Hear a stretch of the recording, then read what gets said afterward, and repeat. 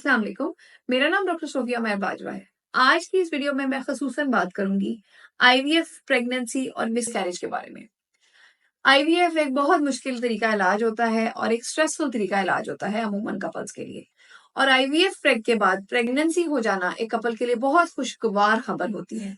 और अनफॉर्चुनेटली अगर एक आईवीएफ प्रेगनेंसी मिसकैरेज में एंड हो जाए तो उसको पेशेंट को फेस करना बहुत मुश्किल होता है और ऑनेस्टली एज अ डॉक्टर मुझे फेस करना भी बहुत मुश्किल लगता है।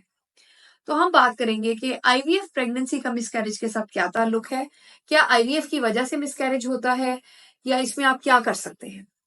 देखिए, मैं अमूमन आईवीएफ के पेशेंट्स को बताती हूँ कि एक दफा आपको प्रेगनेंसी हो गई तो किसी हद तक ये एक नॉर्मल प्रेगनेंसी की तरह ही चलेगी। प्रेगनेंसी के पहले 3 माह में हम लोग बहुत सारे सपोर्टिव मेडिसिन और कुछ इंजेक्शन भी देते हैं ताकि ये प्रेगनेंसी चले, ताकि एक औरत में प्रेगनेंसी चलने के इम्कानात मैक्सिमम हो। उसके बाद ये किसी हद तक एक नॉर्मल प्रेगनेंसी ही है। जैसे कि मैंने आपको अपनी पिछली वीडियो में बताया कि मिसकैरेज एक अमल है जिससे खवातीन को गुजरना पड़ता है। आईवीएफ के बाद भी एक प्रेगनेंसी है जो कि एक जाहिर एक हमल है जैसे एक प्रेगनेंसी होती है, और उसके अंदर भी मिसकैरेज हो सकता है और उसके चांसेस तकरीबन उतने ही होंगे अगर आपको नेचुरल प्रेगनेंसी हुई। यानी कि आईवीएफ मिसकैरेज की वजह नहीं बनता। जैसे एक औरत को नेचुरल प्रेगनेंसी के बाद मिसकैरेज हो सकता है, उस तरह आईवीएफ प्रेगनेंसी में भी उसको मिसकैरेज हो सकता है। और मिसकैरेज का एज रिलेटेड एक रेट है जिसको हम नहीं बदल सकते, चाहे वो नेचुरल प्रेगनेंसी हो या आईवीएफ। आईवीएफ प्रेगनेंसीज मरीज के लिए तो बहुत अहम होती हैं, लेकिन एज अ डॉक्टर वो मेरे लिए भी बहुत अहम होती हैं, क्योंकि हमारे आईवीएफ प्रेग्नेंट पेशेंट्स हमारे लिए बहुत स्पेशल होते हैं और उनको हम तमाम सपोर्टिव मेडिसिन और इंजेक्शन देते हैं। लेकिन कई दफा सब कुछ करने के बावजूद एक प्रेगनेंसी मिसकैरेजमेंट होती है, क्योंकि उसके अंदर अमूमन देखा गया है कि इन प्रेगनेंसीज में कोई जेनेटिक एबनॉर्मेलिटी है और इसलिए वो हमल जाया हो गया। इसमें आपका कोई कसूर नहीं है और इसमें डॉक्टर का भी कोई कसूर नहीं है।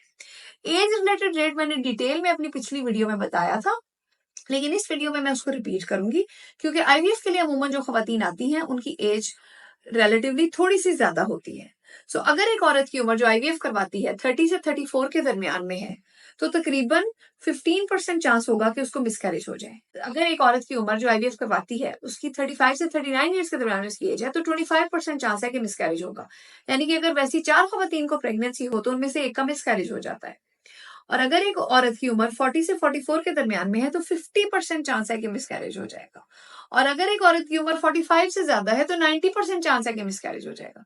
इस सारे मिसकैरेजेस के रेट का आईवीएफ के साथ कोई ताल्लुक नहीं है। ये वही रेट्स हैं जो मैंने अपनी मिसकैरेज वाली जनरल वीडियो में बताए हैं कि जब एक प्रेगनेंसी हो जाए तो इतने परसेंट चांस है कि वो प्रेगनेंसी वेस्ट हो सकती है। आपको आज की इस वीडियो में बताने का मकसद ये है कि आईवीएफ मिसकैरेज कॉज नहीं करता। अगर एक प्रेगनेंसी में कोई जेनेटिक एबनॉर्मेलिटी है जिसका हमें नहीं पता, उस वजह से प्रेगनेंसी मिसकैरेज में एंड अप करती है, चाहे वो नेचुरल प्रेगनेंसी हो या आईवीएफ प्रेगनेंसी हो। अगर आपको मेरी ये वीडियो पसंद आई है तो मेरी वीडियो को लाइक करें, मेरे यूट्यूब चैनल को सब्सक्राइब करें और मेरी वीडियो के बारे में कमेंट करें। अगर आप चाहते हैं कि मैं किसी स्पेसिफिक टॉपिक पर वीडियो बनाऊं तो आप कमेंट्स में लिख सकते हैं। और लास्टली बेल का आइकन जरूर दबाइएगा ताकि जब भी मैं कोई नई वीडियो बनाऊं आपको नोटिफिकेशन मिल जाए। Thank you.